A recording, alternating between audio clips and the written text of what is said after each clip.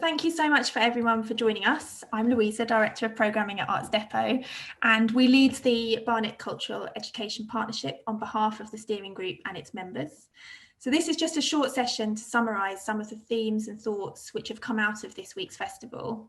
Francesca, who manages the partnership, will take over from me to outline some of the actions which we've collected and share some of the commitments that we are tasking ourselves with to keep the momentum and development of the partnership going. So we started the week as Barnet Cultural Education Partnership, but we launched the new logo and name of the partnership on Monday, and we go forward as Barnet and Culture for Youth. And we thank the youth panel and Sisterhood for the work that they did on that in consultancy with members. We started with Jackie O'Hanlon, who is the Director of Education at the Royal Shakespeare Company and Chair of the Cultural Learning Alliance, which is an independent body that champions the rights to art and culture for all children. And Jackie kickstarted the festival with an inspiring keynote speech. She gave us many provocations, which beautifully dovetailed with many of the discussions which came up throughout the week's sessions. And as such, I'm going to use some of those to frame this summary. Jackie rightly pointed out that these are very perilous times for cultural education, and something which spurred the need for this festival and contributed to the shaping and curation of its content. Jackie's talk is something which I urge you to revisit when we share the recording of the session. She shared lots of fascinating evidence which supports how beneficial cultural education is. However, it can be said that despite the wealth of evidence and resources that are in existence to support that, as an industry, we still aren't very efficient at advocating for cultural education or articulating the benefits of it, particularly to the people who we need to be persuaded. For example, funders, partners, head teachers, or parents. Jackie shared with us information about the SHAPE campaign, which is being led by the London School of Economics, Arts Council England, and the British Academy. And that campaign is fighting to restore the balance between STEM subjects and the arts, humanities, and social sciences, which are often dismissed as being soft. SHAPE stands for Social Sciences, Humanities, and the Arts for People and the Economy. It's designed to encourage young people and their parents to view these subjects as positive steps towards a high-status career. This is perhaps another tool to help us collectively advocate better. Jackie went on to share her thoughts on what makes an arts-rich school, something which we think would be beneficial to develop, share, and utilise through the partnership. A tool to help us work together to ensure all Barnet schools are arts-rich and supporting their students to develop cultural capital. The keynote addressed several things which need to change in order to support the provision of cultural education, all of which we as a partnership and as individual members should be able to contribute to. Firstly, a national plan for cultural learning and perhaps for us, a focused energy into developing our borough-wide strategy for cultural education, something Francesca will briefly revisit at the end. Digital upskilling of teachers, but also of artists and cultural organisations, a discussion thread that's run throughout the festival about the challenges of distance learning and sessions on Zoom, but also some of the benefits and certainly the necessity of them in the current climate. Engaging and supporting freelancers. We've been clear that this partnership is not only for cultural organisations and schools, but it's also for individual artists and freelancers. And perhaps this is an area we need to focus more on to develop the membership from those freelancers. Additionally, Arts Depot participate in the freelance task force led by Fuel, and through that we've got some fantastic resources which were created by the freelancers involved, which we can share with the partnership and for members to utilise. The next need was specialists in schools. This week we've heard examples from organisations like Beat, who have successfully found ways to ensure their music specialists are back working live in schools and who are happy to share their learning and COVID-safe approaches with others to help achieve the same. And additionally, Middlesex University led a hugely informative session about how to work in a COVID-safe manner across dance, music and theatre, a resource which we will share as it is of huge value for artists, organisations and schools. We also have the Access Fund, which we've been promoting to support connecting artists and organisations with schools.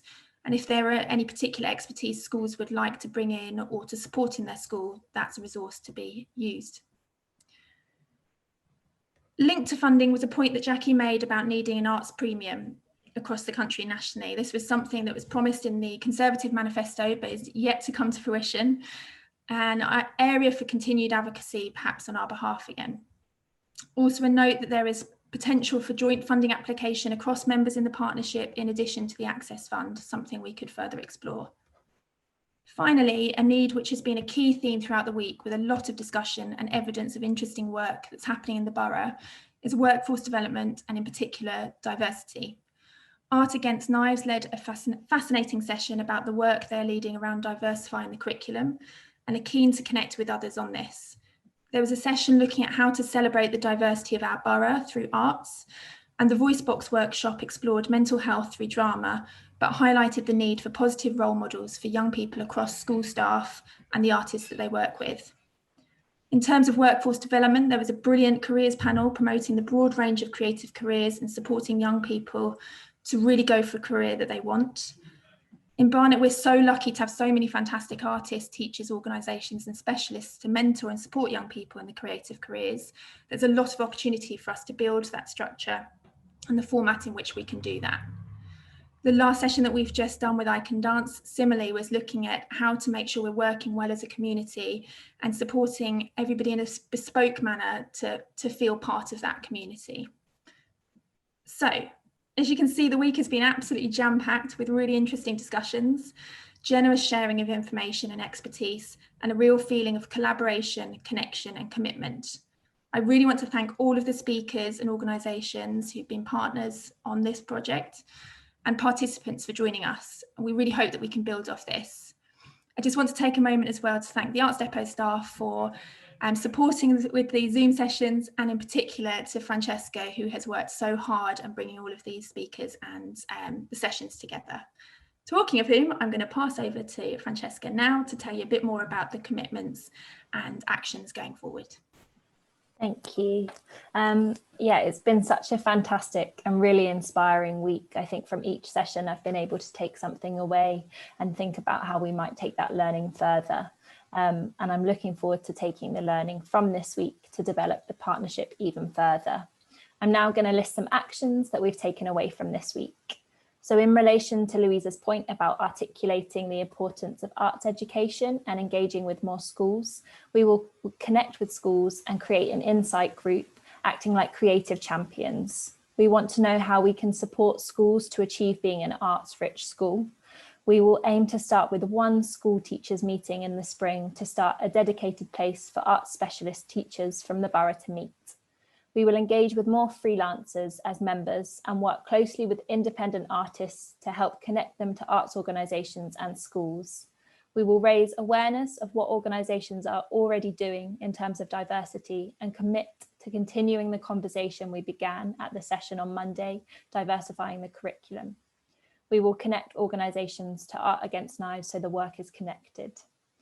We will be spending time thinking about youth voice and plan to develop our youth panel programme with a focus on advocacy and connecting with partners who already run youth panels.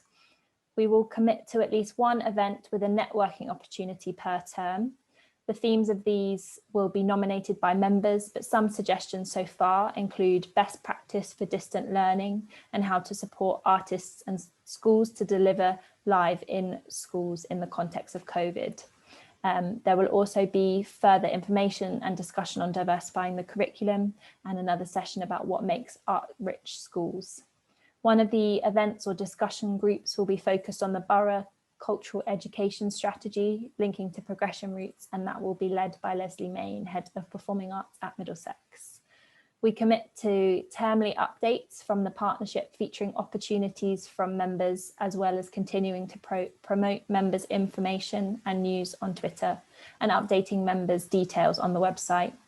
Myself and Zoe Merritt, who is Assistant Head at the Compton, are running a CPD session for teachers with a new direction on the 2nd of December about promoting pupils' mental health through theatre and performance. We would like to continue offering CPD sessions where useful. Finally, as you know, we very excitingly announced our new catchier name. We ask that all members put the logo on their website and promote its work to further encourage our membership and collaboration. We now have about 10 minutes to discuss these and hear any suggestions for actions or developments.